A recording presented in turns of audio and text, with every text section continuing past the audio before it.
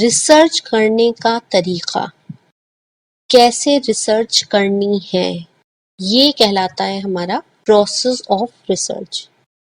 देखिए आपके स्क्रीन पर एक इमेज बनी है, एक आदमी खड़ा है, उसके ऊपर एक क्वेश्चन मार्क बना हुआ है जो ये शो कर रहा है कि ही इज वेरी कंफ्यूज्ड और बहुत सारे रास्ते नजर आ रहे हैं एंड ही डजंट नो कि उसे कौन से रास्ते पर जाना है। यही हमारी पहली स्टेज होती है रिसर्च की। जब भी हम रिसर्च करने जाते हैं इसी स्टेज से होके गुजरते हैं। क्या करना है, कैसे करना है, किधर जाना है, रास्ते बहुत सारे हैं, आगे जाएं, पीछे जाएं, लेफ्ट जाएं, राइट जाएं, कुछ समझ नहीं आता। हर इंसान इसी स्टेज पे सबसे ज्यादा कंफ्यूज होता है। उसे नहीं पता कि रिसर्च डिजाइन क्या होता है, रिसर्च प्रॉब्लम किसे कहते हैं, हाइपोथेसिस क्या होती है, क्वेश्चनेयर कैसे फ्रेम करते हैं। अगर आप आज इस जगह पर खड़े हैं तो घबराने की जरूरत नहीं है।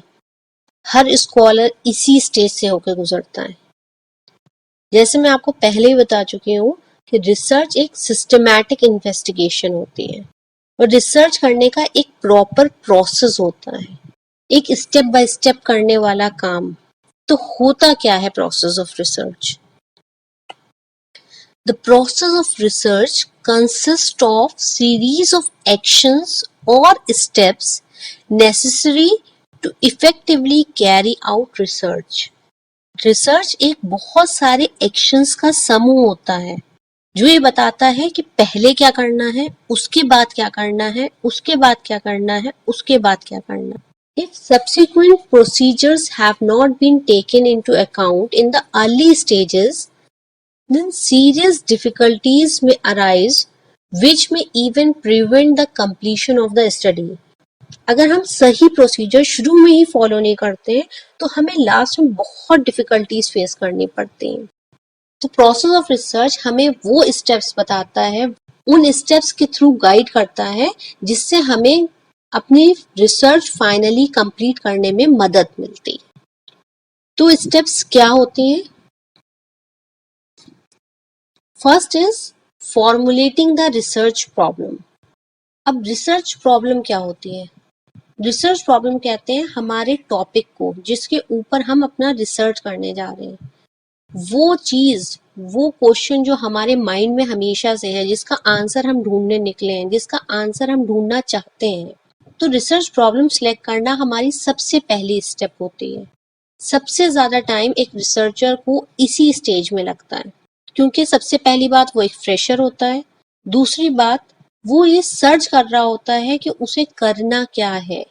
रिसर्च प्रॉब्लम सिलेक्ट करते वक्त एक रिसर्चर को अच्छा खासा टाइम इस स्टेज पे देना चाहिए क्योंकि जितनी अच्छी हमारे प्रॉब्लम डिफाइन होगी उतना ही रिसर्च करना हमारे लिए आसान होगा. एक फेज भी है, a problem stated clearly is treated to be half solve. जितनी अच्छी तरीके से हम अपनी प्रॉब्लम को डिफाइन करेंगे, जितना अच्छे से हम अपनी प्रॉब्लम को समझेंगे, उतना ही आसान और सीधा रास्ता हमें नजर आएगा अपनी रिसर्च को पूरा करने के लिए. तो ये वो मेन बैकबोन होती है जिसके ऊपर हमारी पूरी रिसर्च डिपेंड करती है. नेक्स्ट आता है एक्सटेंसिव लिटरेचर सर्वे. अब जब हमने अपनी रिसर्च प्रॉब्लम डिसाइड कर ली, अब हम लिटरेचर सर्वे करेंगे. अब हम उस टॉपिक से रिलेटेड मटेरियल की स्टडी करेंगे, देखेंगे हमसे पहले कौन कौन स्कॉलर्स हैं, किन किन लोगों ने इस टॉपिक के बारे में पढ़ा है, लिखा है, रिसर्च की है, वो क्या जा कहते हैं इस टॉपिक के बारे में. और हम जब अपनी रिसर्च करेंगे तो हमारी रिसर्च उनकी रिसर्च से अलग कैसे होगी. जो काम ऑलरेडी कोई कर चुका है वो काम करने का कोई मतलब नहीं है. अगर हमने जो प्रॉब्लम सिलेक्ट की है, हम लिटरेचर सर्वे करते हैं, हमें लगता है कि इस तरीके का सेम काम ऑलरेडी हमसे पहले कोई कर चुका है, तो हमें वो प्रॉब्लम सिलेक्ट नहीं करनी चाहिए. Then again we have to go back to stage 1, again we have to select another problem and then we will again do literature survey. अब हम ये जानेंगे कि बाकी लोगों ने क्या किया इस टॉपिक के बारे में और हम जो अपना करने जा रहे हैं, हम जो बताने जा रहे हैं, हम जो रिसर्च करने जा रहे हैं, तो हमारी रिसर्च उनकी रिसर्च से कैसे डिफरेंट होगी. Next comes development of hypothesis. अब what is hypothesis? Hypothesis is the main question that the researcher intends to answer. अब hypothesis सेट करते वक्त हम कुछ tentative assumptions बना लेते हैं. सपोज मेरी स्टडी स्टूडेंट्स के ऊपर है, तो मैं ये अज्यूम करती हूँ कि जो बच्चे पढ़ेंगे नहीं उनका रिजल्ट अच्छा नहीं आएगा. अब ये मैंने पहले से अज्यूम करके रख लिया. अब मैं अपनी रिसर्च करूंगी और बाद में देखूंगी क्या रिजल्ट यही आया कि नहीं आया. तो एक टेंटेटिव आंसर मैंने अपने माइंड में बना के रख लिया है. जो बच्चे नहीं पढ़ाई करेंगे सही से उनका रिजल्ट अच्छा नहीं आएगा. अब ये आंसर ट्रू भी हो सकता है और फॉल्स भी हो सकता है. पूरी रिसर्च करने के बाद उसे हम हाइपोथेसिस टेस्टिंग वाली स्टेज में जाके टेस्ट करेंगे. नेक्स्ट आता है preparing the research design. Research design क्या होता है? It is a conceptual structure within which a research is conducted. एक स्ट्रक्चर बताता है हमें जिसके तहत हम अपनी रिसर्च पूरी करते हैं. ये एक तरीके का ब्लूप्रिंट होता है जो हमें बताता है कि how we have to collect the data, how we have to measure the data, how we have to analyse our data. ये हमारे लिए एक आउटलाइन क्रिएट करता है from writing the hypothesis to the final analysis of data. इसे हम एक तरीके का फ्रेमवर्क या एक्शन प्लान भी कह सकते हैं. Then determining sample size. कितना सैंपल हमें लेना है अपनी रिसर्च के लिए. सैंपल साइज डिसाइड करते वक्त हमें देखना होगा हमारी टोटल पॉपुलेशन कितनी है जिसके ऊपर भी हम रिसर्च कर रहे हैं. जैसे मैंने अभी बताया कि हम स्टूडेंट्स के ऊपर रिसर्च कर रहे हैं, तो अब हम कहाँ के स्टूडेंट्स के ऊपर रिसर्च कर रहे हैं. सपोज मैंने एक एबीसी कॉलेज ले लिया, उस एबीसी कॉलेज के ऊपर मैं रिसर्च कर रही हूँ. तो सबसे पहले मैं देखूंगी वहां पे टोटल नंबर ऑफ स्टूडेंट्स कितने हैं. सपोज वहां पे टोटल नंबर ऑफ स्टूडेंट्स है 1000. तो अब 1000 स्टूडेंट्स को तो मैं पूरा डेटा कलेक्ट नहीं कर सकती.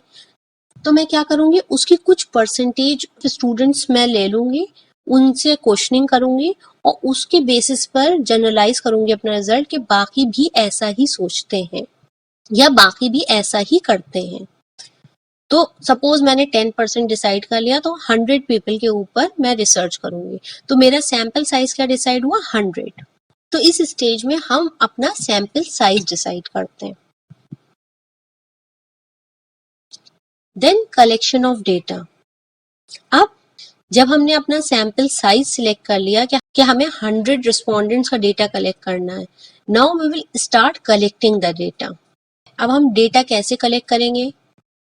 उनसे पर्सनली जाएंगे, बात करेंगे, इंटरव्यू करेंगे उनका, या उन्हें क्वेश्चनेयर बना के दे देंगे, वो फिल करके हमें वापस करेंगे, या उनको कुछ ऑब्जेक्टिव क्वेश्चंस दे देंगे, they have to tick mark the best option, या फिर हम उन्हें ईमेल पे क्वेश्चन भेजेंगे और वो वहां से फिल करके हमें भेज देंगे. तो वो क्या क्या तरीके होंगे जिस तरीके से हम अपना डेटा कलेक्ट करेंगे, और इस स्टेज में हम अपना सारा डेटा कलेक्ट कर लेंगे. Once the data is being collected, next steps comes that is called as analysis of data.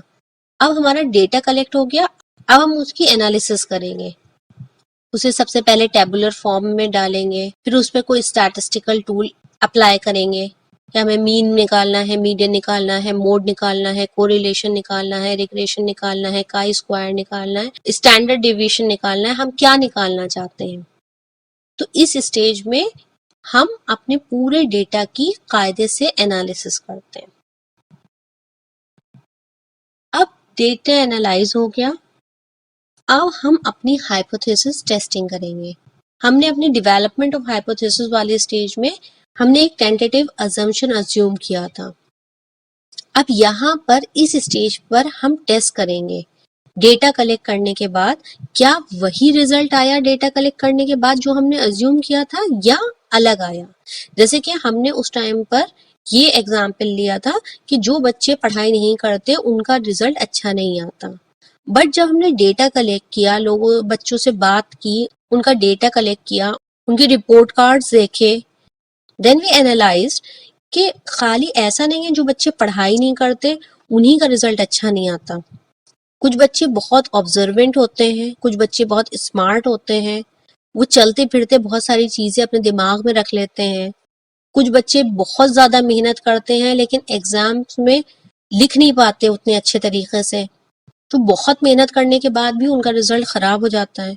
कुछ बच्चे बहुत स्मार्ट होते हैं, वो चलते फिरते उन्होंने देख लिया, सुन लिया, चीज़ों को ऑब्जर्व कर लिया और उनका रिजल्ट अच्छा आ गया।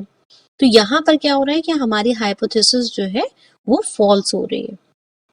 इसी तरीके से जब भी हम अपनी रिसर्च पूरी कर लेते हैं तो एंड में अपनी हाइपोथेसिस टेस्टिंग करते हैं। Then the next step is generalization and interpretation. अब यहाँ पर हम अपना conclusion देंगे, हम results interpret करेंगे और हम अपने results को generalize करेंगे। हम ये बताएंगे कि हमारे objectives क्या थे, हम बताएंगे हमारी hypothesis क्या थी और अब हमारे hypothesis testing के बाद final conclusion क्या आया। और फिर हम वही रिजल्ट को जनरलाइज करेंगे। 100 लोगों का रिजल्ट ये कहता है तो 1000 स्टूडेंट का भी रिजल्ट ऐसा ही कहेगा। इसी को कहते हैं जनरलाइजेशन, कि थोड़े लोगों पे हम स्टडी करके ये जनरलाइज करते हैं कि उसी तरीके के पूरे ग्रुप पे भी अगर स्टडी की जाएगी तो यही सेम रिजल्ट हमें मिलेगा। And the final stage is called as preparation of report. This is the major component of research study. Researcher का काम तब तक इनकम्प्लीट रहता है जब तक वो अपनी रिपोर्ट को प्रॉपरली लिख ना दे या प्रेजेंट ना कर दे। हमने रिसर्च की, इतना टाइम दिया, अपना टाइम, एनर्जी, मनी सब उसमें लगाया, उसके बाद जो रिजल्ट आया तो हम अपनी फाइंडिंग्स अगर किसी को बता नहीं रहे हैं then there is no use of our research. हमने रिसर्च के इंट्रोडक्शन में पढ़ा था, रिसर्च तभी सक्सेसफुल होती है जब वो किसी के लिए मददगार साबित हो, किसी के लिए हेल्पफुल हो, चाहे वो किसी इंडिविजुअल के लिए हो, चाहे वो किसी सोसाइटी के लिए हो, चाहे किसी इंस्टीट्यूट के लिए हो, किसी ऑर्गेनाइजेशन के लिए हो या किसी कंट्री के लिए हो या ह्यूमैनिटी के लिए हो। तो at the last we have to present our report.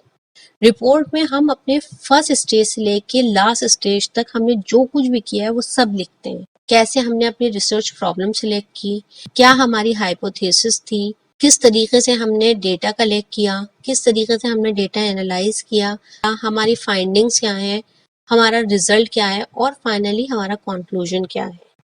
सो ये स्टेजेस हैं हमारी रिसर्च की, यही हमारा प्रोसेस है। अगर एक रिसर्चर इन स्टेजेस को प्रॉपरली समझ ले और इन्हें फॉलो करे तो उसको रिसर्च करना बहुत आसान हो जाता है।